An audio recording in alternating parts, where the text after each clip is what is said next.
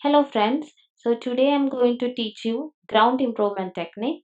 I'm going to discuss about two topics, need for ground improvement and different types of problematic soil. So I'm Chithra CJ taking you ground improvement.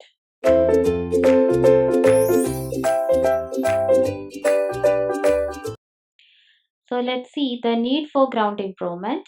Ground improvement techniques are used when the behavior of the fill mass or the underlying soil does not meet the required design criteria.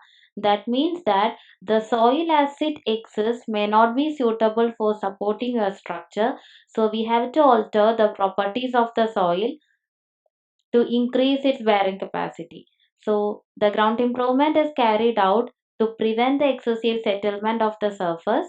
It improves the shear strength of the soil and it increases the density of the soil and it improves the soil permeability to increase the drainage capacity. So these are the significance of ground improvement.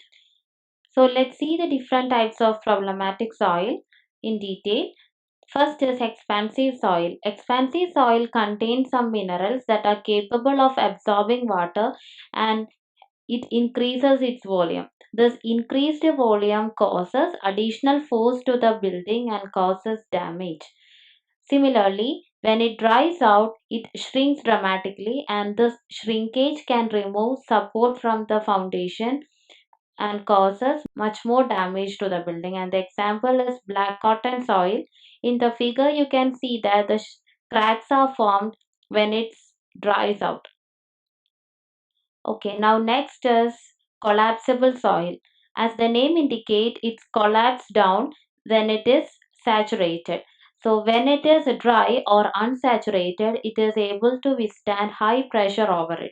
But once it is wetted or saturated, it falls down and it causes damage to the building. So example is pure gravel. And next is soft soil. The water content of these types of soil is very high. So we need to alter the properties of the soil to reduce the water content. Example is marine clay. And in the figure, you can see that there's a sudden fall of soil of this pure gravel when it was suddenly saturated. Now next is organic soil. The organic content of these types of soil is very high and it's having typically very low strength and the compressibility is very high. And next is car deposit, and these types of soils are formed by the soluble rock like limestone and gypsum and they have very less density. So we have to alter the properties in order to construct a building over these types of soil. Solution and alternatives: avoid the particular site having these problematic soil. Design the construction accordingly. So we have to decide whether we have to construct the flexible structure or the rigid structure over these types of soil, or we can opt for the combination of these two. And we can also remove this unstable soil from the top layer and we can replace it with more stable soil. Next is to modify the existing ground. We can modify it or modify the properties of existing ground soil. Now next is enable cost effective foundation design.